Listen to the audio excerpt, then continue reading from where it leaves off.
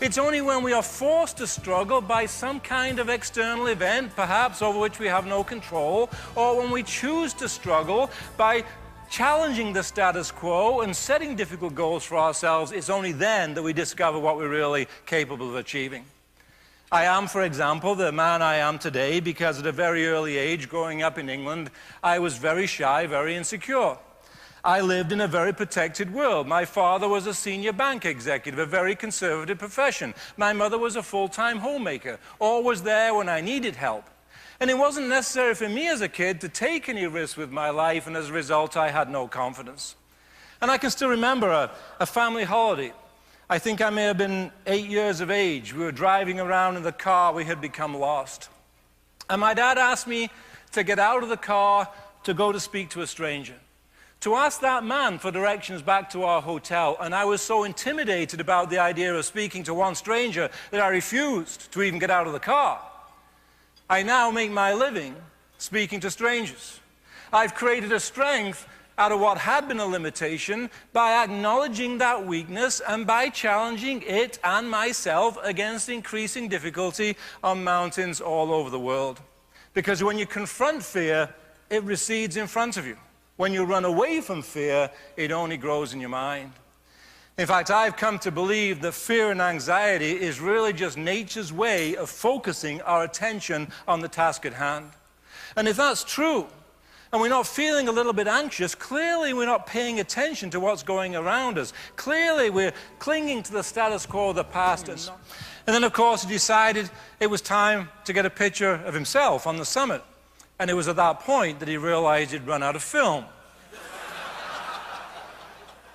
He started to hunt around in his backpack to find that little 2-ounce canister of spare film that he always carried, and he realized in the urgency to get going that morning he'd forgotten to bring any spare film. He never did get a picture of himself after all that effort. There is a small consolation, though, if you look carefully in the sunglasses of the man on the right-hand side. But you know, pictures aren't important because you don't learn anything from looking at a picture. Standing on the summit isn't even that important because you don't learn anything standing on the summit.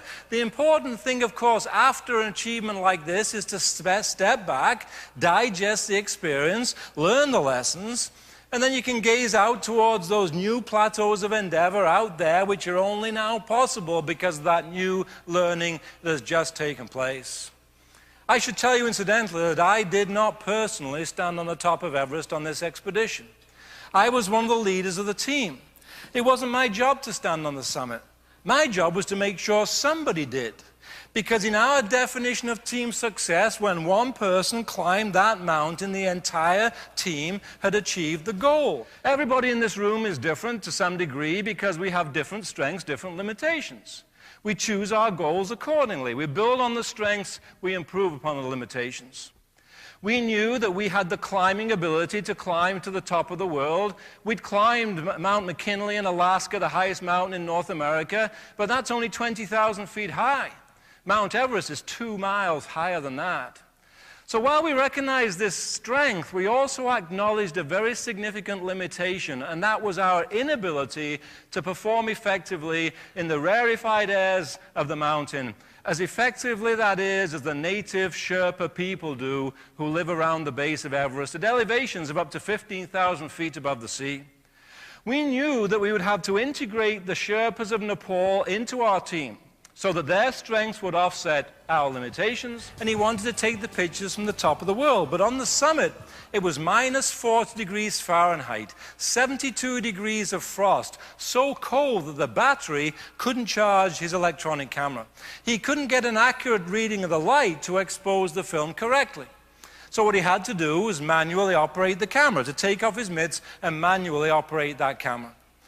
Now, as many of you will know, on a professional single-lens reflex camera, there's a ring of settings called f-stops, aperture settings as they're known. They go all the way from f1.4 all the way around to about f32. In any one situation, only one of those settings can be absolutely correct to expose the film correctly to the light in that situation. So what Pat Morrow had to do was to take multiple pictures of the same view, each one with a slightly different setting of that exposure meter. By bracketing all the exposures, knowing he'd get one, and only one perfect picture. And it was that focus, that concentration, that discipline in the sub-zero temperatures that brought back some of the best pictures ever taken from the top of the world.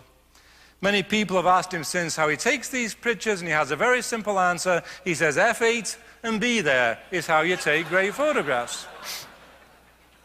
F8 the camera to expose the film correctly to the light, and then be there in the right place to click the shutter. It's that simple. But you know, if there's only one thing you take away from this presentation, I hope it'll be that phrase. Because to me, metaphorically speaking, F8 and be there is going to be the key to success in the changing times to come. Because just as Pat Morrow has to F8 his camera to expose the film correctly to the light, so do we have to F8 our minds. We've got to expose our minds correctly to the world in which we live, but then we've got to be there in that world of today. Because the way we did things in the past aren't working necessarily anymore because the world has changed. Challenging the status quo, using our innovativeness to create new things. It's that adventure that enables us to adapt to the environment and move ahead to any kind of future that we face. And as you climb this mountain, I hope you can think of it as an adventure. But most importantly, just keep on climbing. Thank you. Good luck. John Ament, one step beyond. Risk, challenge, change.